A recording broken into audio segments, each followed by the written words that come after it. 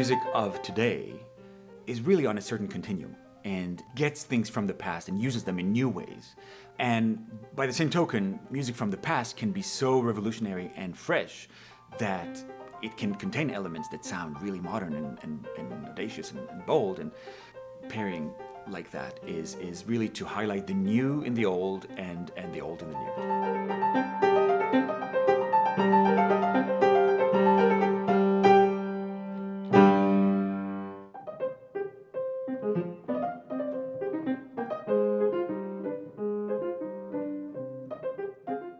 The Rzewski were not modeled after the Scarlatti, as far as I know.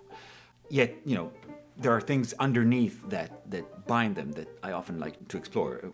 I think both of them are mavericks in each in his own way.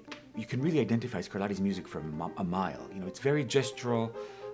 He tends to sort of zero in on a certain gesture and stick with it almost for the whole piece. There's something very physical about the sonatas, the Scarlatti sonatas. Sort of the feel of the keyboard and the approach to the keyboard. A typical Scarlatti gesture would be,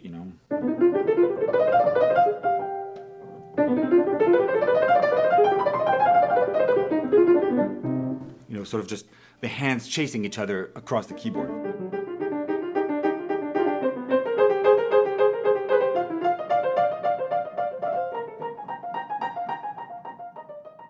And Rzewski's music is also very gestural, but in a very different way.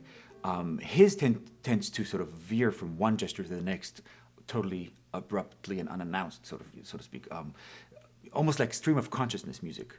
This gesture, which is just sort of each hand playing one note,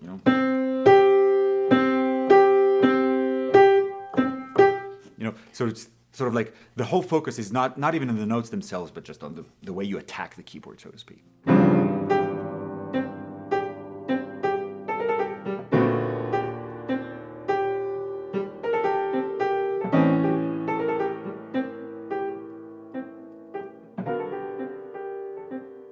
Something in their intense energy and in their approach to the keyboard, sort of this physical approach, links them across the centuries. And so the whole idea is really to create a dialogue between composers who are unaware of that dialogue, and one of whom is no longer with us. And yet still the musical dialogue is somehow there, in spite of the huge time span that separates them.